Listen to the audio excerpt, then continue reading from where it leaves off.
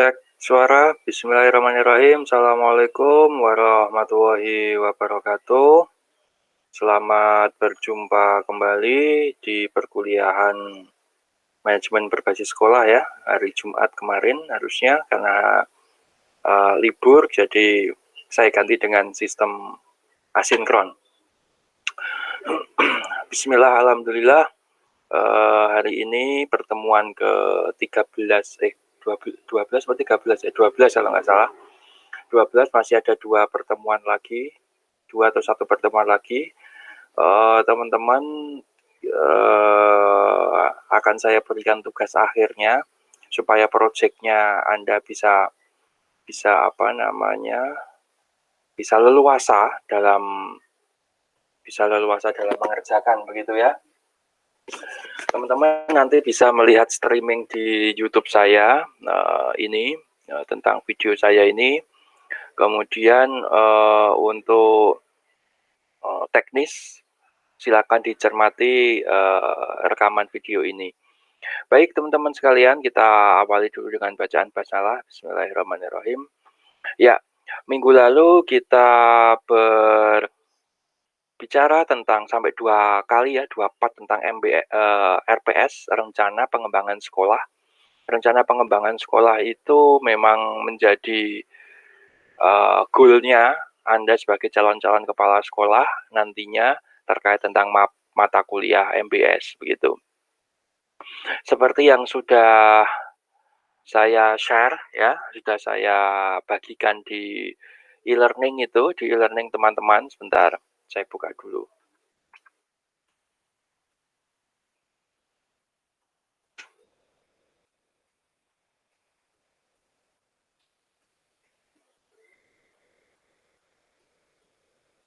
MBS.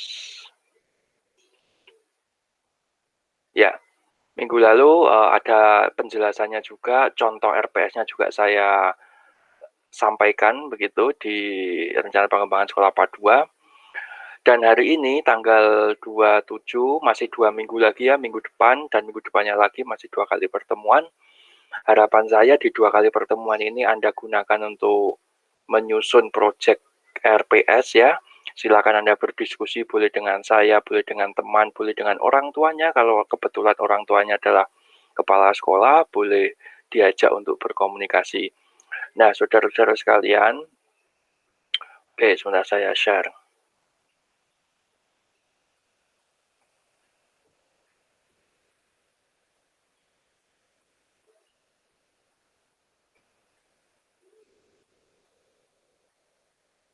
Ya, di hadapan teman-teman ini adalah contoh RPS.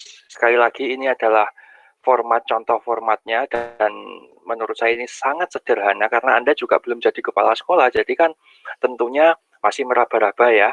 Nah ini saya berikan sebuah format sederhana yang paling gampang sesuai dengan kemampuan Anda dalam menjangkau bagaimana cara mengembangkan sekolah itu, versi Anda tentunya ya. Bayangkan dalam mengerjakan nanti Anda itu adalah sebagai kepala sekolah ya. Jadi menyusun rencana-rencana strategis jangka pendek, jangka menengah, sampai jangka panjang seperti yang kemarin saya sampaikan di rekaman kemarin itu. Bapak Ibu saudara-saudara sekalian, tugas akhirnya nanti adalah menyusun RPS ya. Tugas akhirnya nanti adalah menyusun RPS, di mana tugas ini adalah tugas individu ya. Kenapa tugas individu? Karena Anda kan sudah melakukan magang. Kemarin Anda sudah melakukan magang per sekolahannya yang 10 hari itu. Sudah melakukan magang, tentunya sedikit banyak memori-memori Anda tentang sekolah yang Anda jadikan tempat magang itu kan tahulah sedikit banyak gitu ya. Saya kira terkait tentang visi, misi, tujuan tidak masalah. Tinggal nanti analisis tantangan sekolah. Berdasarkan hasil wawancara yang Anda dapatkan dengan kepala sekolah, dengan guru, kira-kira kalau Anda jadi kepala sekolah di tempat magang Anda itu, sekolah Anda itu mau Anda arahkan kemana, mau Anda jadikan apa, dan dijabarkan dalam bentuk rencana-rencana pengembangan sekolah. Itu teman-teman. Jadi sekali lagi tugas akhirnya ini nanti adalah menyusun RPS. Saya kira di kelas lain juga sama menyusun RPS, mungkin formatnya berbeda-beda. Saya buat format yang paling sederhana, teman-teman, tidak terlalu banyak narasinya, tetapi lebih banyak bagaimana ide-ide Anda membuat analisis tantangan sekolah, membuat analisis SWOT, mengidentifikasi masalah-masalah. Itu yang penting, kemampuan mengidentifikasi masalah-masalah tersebut yang nantinya menjadi poin penting dalam penilaian. Karena kalau hanya cerita saja, menceritakan visi, tujuan, latar belakang itu mudah ya, tinggal dilihat di websitenya. Tapi bagaimana membuat analisis tantangan sekolah, membuat analisis SWOT itu yang agak butuh pemikiran, butuh argumentasi. Jadi kemampuan Anda itu bisa diukur melalui kemampuan Anda bagaimana merencanakan. Insya Allah, karena kalau perencanaan itu baik, pelaksanaannya insya Allah juga akan baik. Begitu juga evaluasinya. Jadi hukum alam, kalau kita rencanakan dengan matang, pelaksanaannya pun insya Allah akan berjalan dengan matang. Ya meleset sedikit lah. Tapi kalau tidak direncanakan, melesetnya pasti banyak. Begitu. Bukan hanya sekedar rencana yang menjadi wacana ya. Kalau rencana yang menjadi wacana itu ya biasanya acara buka bersama teman ya. Ya buka bersama yuk di sini. Hanya rencana doang. Yuk, yuk, yuk, yuk. Setelah hari hanya kapan? Manut, manut, terserah, terserah, terserah. Jadinya malah hanya sebagai wacana. Gitu. Oke, teman-teman.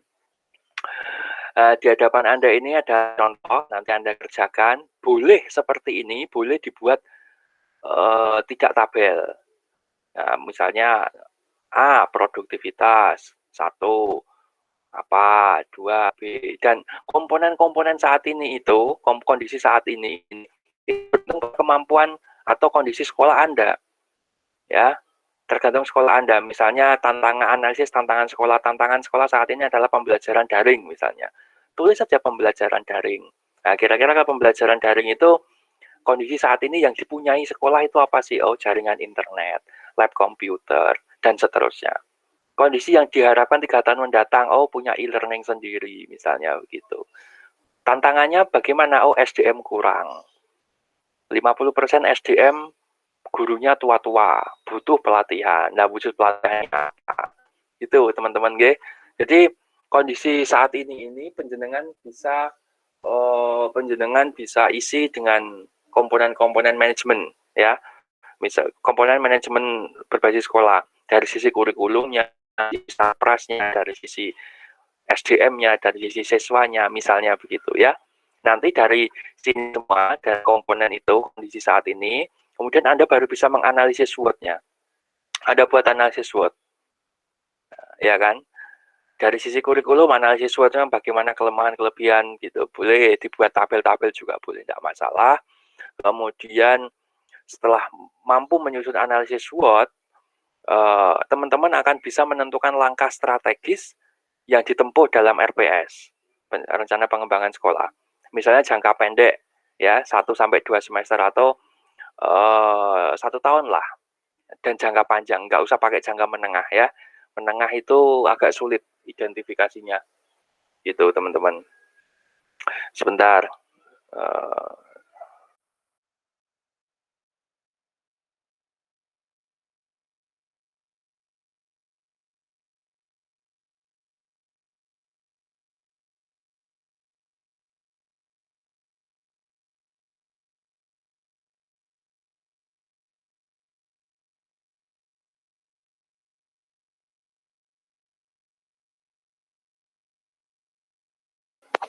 Baik teman-teman, kita lanjutkan. Mohon maaf ada gangguan sebentar karena tempat kami hujan hari ini.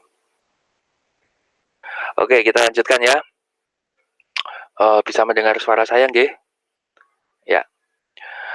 Ya, setelah mampu menuliskan analisis SWOT, setelah teman-teman mampu menyusun analisis SWOT dengan kondisi real ya, kurikulum. Kondisi real yang dimaksud di sini mungkin Anda kan memang tidak secara langsung datang ke sekolah, tapi minimal dengan mendengar cerita, wawancara, berdasarkan laporan magang Anda, itu sebetulnya bisa kok kita buat. Oh, kurikulum kelebihannya adalah sudah menggunakan K13. Terus kemudian guru-guru sudah menyiapkan bahan ajar modul mandiri, kemudian menyiapkan materi ajar secara mandiri. Saya kira itu juga bagian dari kurikulum, gitu ya. Jadi itu bisa dijabarkan sesuai dengan kemampuan Anda. Ya walaupun tidak real yang ada di sekolah, tapi minimal berdasarkan data atau fakta yang ada di sekolah tempat Anda magang, dimodifikasi dengan ide-ide Anda untuk bisa memajukan sekolah yang Anda pimpin nanti ketika menjadi kepala sekolah. Jadi sekali lagi teman-teman, Anda itu desainnya adalah sebagai kepala sekolah ya. Desainnya adalah sebagai kepala sekolah, bukan sebagai guru. Gitu. Jadi berpikirlah saya adalah kepala sekolah di mana saya harus merencanakan semuanya dari sisi kurikulumnya, SDM, Sarpras, misalnya sarana prasarana, pembelajaran daring. Nggak mungkin kalau pembelajaran daring jangka pendek ini kan nggak butuh pembangunan gedung kan, lebih ke pembangunan sarana, misalnya internet, komputer, kemudian sumber belajar misalnya, dan seterusnya. Pembiayaan, nah ada pembiayaan di era pandemi, karena ini kan kondisinya memang pandemi, jadi bolehlah jangka pendeknya itu Anda bercerita tentang atau merencanakan sekolah-sekolah yang bersifat daring. Tapi jangka panjangnya mungkin bisa dikolaborasikan antara daring dengan luring, begitu. Contoh, untuk analisis SWOT cukup ya? Cukup ya? Oke, kalau nggak cukup nanti boleh komen di bawah ya, komen di bawah ini. Kemudian untuk langkah-langkah strategis, nah misalnya perencanaan ya, perencanaan. Bagaimana sih membuat perencanaannya? Nah, Anda bisa menyusun rencana ini setelah Anda melakukan analisis SWOT dan identifikasi masalah. Yang poin D, E.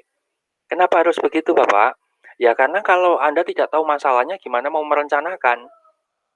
Perencanaan yang baik adalah berbasis sebuah masalah. Kalau tidak ada masalah, ngapain direncanakan? Kan gitu. Nah, dari masalah itu tidak harus positif, tidak harus negatif loh, nggih.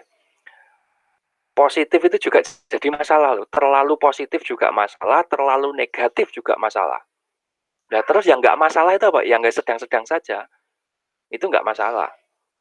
Contoh misalnya Anda sekolahnya itu terlalu kaya, itu jadi masalah loh.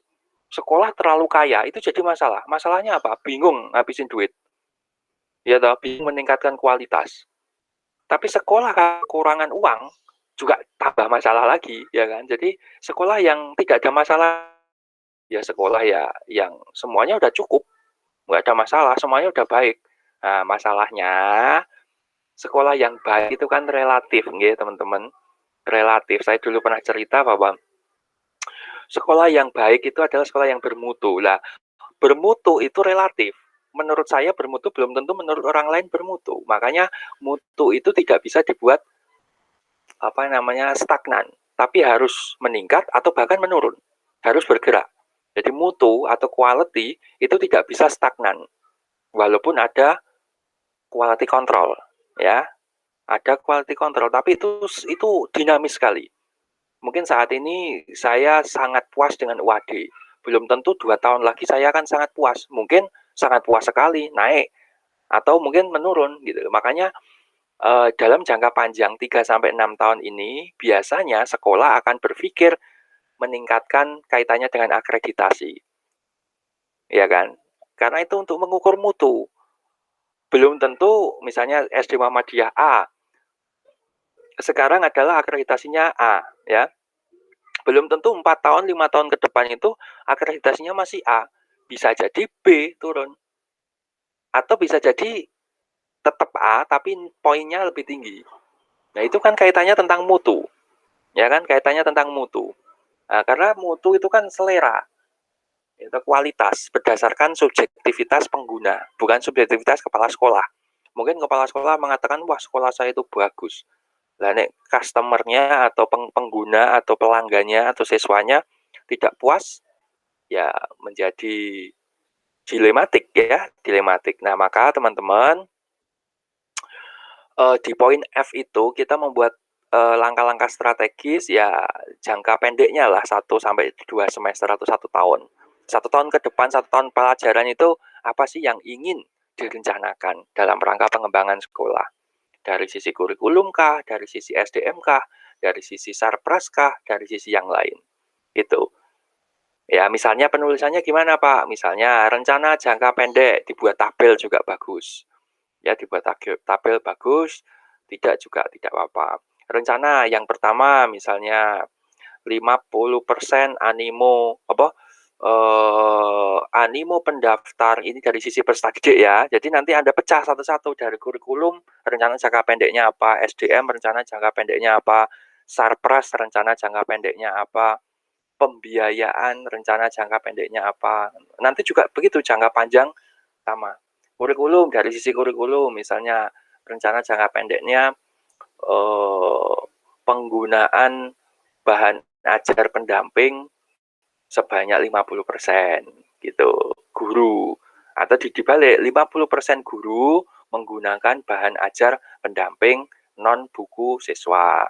Terus misalnya lebih dari 70% guru melakukan pembelajaran berbasis literasi sebelum melakukan pembelajaran gitu. Jadi ya namanya rencana itu harus terukur berapa persen gitu. Lebih dari 75% siswa menguasai bahasa Inggris misalnya. Itu kan rencana. Nah, tinggal nanti cara-caranya kan berdasarkan analisis SWOT dan identifikasi ini tadi. Makanya kalau Anda menyusun rencana ya lihat aja di bagian identifikasi ini. Misalnya ini 1 unit lab kondisinya baik ya. Besar tantangannya adalah belum dibangun. Nah, 3 tahun yang akan datang itu harapannya labnya baik ya, mewah gitu. Besar tantangannya adalah belum dibangun, ya kan? Nah, ini kan baru 1 unit ya misalnya. Nah, nanti perencanaannya di dalam sarana prasarana, misalnya Anda buat begini. Dalam 3 tahun atau dalam 1 tahun ini pengadaan alat-alat untuk lab fisika sebanyak 10 unit gitu. Dari sarana prasarana pengadaan alat tulis kantor sebanyak 100 pieces dalam 1 tahun misalnya begitu. Jadi terukur, rencana ke depan itu harus terukur. Target Anda apa sih gitu loh. Jangan hanya menyusun program kurikulum baru, tapi nggak tahu kapan itu timeline-nya, kapan itu selesainya kan rencananya jadi kabur. Membuat rencana yang baik itu punya target-target di rencana itu. Contoh misalnya lab komputer dengan 30 unit. Kondisi yang diharapkan 3 tahun yang mendatang terpenuhi. Ya kan? Terpenuhi. Besar tantangan nyatanya baru tersedia 5 unit komputer. Baru tersedia 5 unit komputer. Berarti teman-teman, dari sini kita bisa dijadikan sebuah rencana jangka pendek. Rencana jangka pendek adalah pengadaan sebanyak 5 unit per tahun, 5 unit komputer untuk kepentingan lab sebanyak 5 unit komputer atau 5 unit laptop. Nah, nanti jangka panjangnya itu buat aja selama rencana jangka panjang terpenuhinya kuota laboratorium komputer dengan segala fasilitasnya sebanyak 30 unit komputer. Dapat tercapai selama 4 tahun ke depan, misalnya begitu. Jadi kalau setahun itu ada 5 unit lah, setahun 5 unit, berarti kalau 4 tahun itu kan 4 kali 5, 20 unit. Ya kan, 20 unit. Berarti berapa kebutuhan apabila 30 unit? 30 unit berarti sekitar 5 tahun. 5 tahun nanti ada 30 unit komputer. Kan gitu, kalau setiap tahun di jangka pendeknya itu 5 unit, ya kali 6 saja. Atau kali 5 gitu, selesai urusan. Ya kan? Gitu. Jadi mau menyusun rencana pengembangan sekolah dimulai dari sini sebetulnya, dari DE. D, E. Ya, F-nya ini wujud nyatanya dari analisis SWOT. Misalnya tantangannya adalah ancamannya threat ya kan. Kan Anda buat analisis SWOT threat-nya misalnya kompetitor semakin banyak, kompetitor SD yang lain semakin berkualitas. Nah, maka rencana jangka pendeknya adalah meningkatkan animo pendaftar setiap tahun lebih dari 30%. Jadi peningkatan animo pendaftar setiap tahun lebih dari itu gimana ya tandanya? Yang dicaplok itu ya. Lebih dari yang lebih dari itu pakai pakai tanda-tanda matematika saja enggak apa-apa. Lebih dari, kurang dari gitu enggak apa-apa. Kurang dari 30% atau lebih dari 30% peningkatannya. Jadi kalau animo siswa di tahun ini itu ada 100, nah harapannya tahun depan itu ya 130. Animonya loh, bukan yang diterima. Misalnya yang diterima cuma 50, animonya 100, berarti kan yang ditolak 50. Ya tahun depan kalau bisa ya animonya 130. Gitu, meningkatkan animo karena dengan animonya tinggi berarti menunjukkan bahwa sekolah kita itu berkualitas. Gitu. Ya ya bisa dilogika saja kalau orang banyak yang mendaftar, entah diterima atau tidak, berarti kan kualitasnya bagus begitu. Sekolah orang tua puas terhadap kinerja sekolah tersebut. Itu jangka pendeknya. Jangka panjangnya misalnya dengan kenaikan 30% peningkatan animo diharapkan selama 6 tahun penambahan 1 kelas lagi. Misalnya kelas 1 itu 2 kelas, mungkin 6 tahun ke depan atau 5 tahun ke depan tambah 1 kelas lagi. Otomatis nanti kaitannya dengan sarpras. Ya toh, sarpras nanti pengadaan atau penambahan jumlah ruang kelas. Nyambung juga pembiayaan. Nah, nyambung juga dengan peserta didik. Jadi semuanya itu nyambung, teman-teman. Gitu nggih. Jadi sekali lagi kalau Anda tidak mendengarkan secara baik-baik penjelasan saya ini, iya dipastikan nanti akan bingung ya, akan bingung. Tapi enggak apa-apa, saya sangat terbuka dengan diskusi teman-teman, sangat terbuka dengan diskusi dan teman-teman apabila nanti menginginkan web meeting ya, "Pak, kita mau web meeting lagi Pak, kita mau konsultasi Pak." Ya enggak apa-apa, nanti diagendakan saja kalau bisa malam ya, malam diagendakan.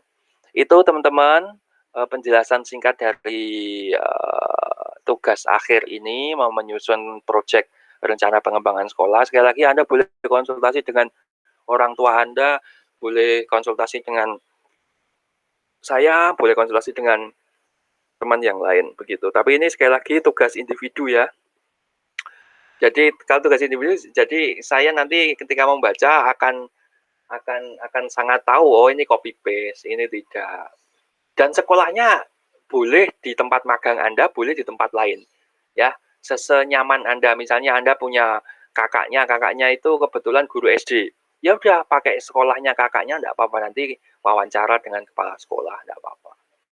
Atau misalnya kebetulan ibunya atau bapaknya adalah kepala sekolah, wah itu luar biasa sekali, itu tinggal ngobrol aja wawancara dengan orang tuanya. "Gimana sih Bu menyusun ini?" Wah itu, atau "Gimana Pak menyusun analisis SWOT, bagaimana rencana jangka pendeknya?" Itu akan sangat bagus sekali. Gitu teman-teman, thank you dan nanti tugas ini adalah tugas akhir, waktunya panjang sekali ya, mungkin kurang lebih 3 mingguan ya, karena nanti ujiannya itu tanggal Januari pertengahan kalau nggak salah, Januari pertengahan ujiannya, jadi masih cukup lama. Sambil mengumpulkan data, tapi kalau bisa segera dikerjakan sebelum nanti kepentok dengan tugas-tugas yang lain, kepentok dengan tugas-tugas mata kuliah lain. Jadi itu sekali lagi bahwa Anda adalah calon-calon kepala sekolah milenial, calon-calon kepala sekolah yang peka terhadap lingkungan, calon-calon kepala sekolah yang tanggap terhadap kondisi, baik itu pandemi maupun tidak. Jadi buatlah rencana-rencana yang logis, sistematis, dan tentunya visioner, terukur ya, visioner terukur. Gitu teman-teman, nanti dikumpulkan ketika ujian saya diujikan, MPS diujikan, dan nanti dikumpulkan via e-learning dalam format PDF ya, dalam format PDF, kemudian dengan apa namanya, mmm, format name_nama ya, name_nama PDF nanti di-upload di e-learning. Itu teman-teman, yang bisa saya berikan. Sekali lagi, silahkan diulang-ulang, video ini sambil dipahami maksudnya, dan harapannya ini bisa menjadi, apa ya namanya, pelecut atau pemantik bahwa calon guru PGSD itu tidak hanya siap menjadi guru SD, tapi juga siap menjadi kepala sekolah. Terima kasih atas perhatiannya. Saya mohon maaf bila ada salah kata atau hal-hal yang kurang dipahami, silakan nanti bisa dikomunikasikan. Terima kasih, kita akhiri dengan bacaan hamdalah. Alhamdulillahirabbil alamin. Assalamualaikum warahmatullahi wabarakatuh.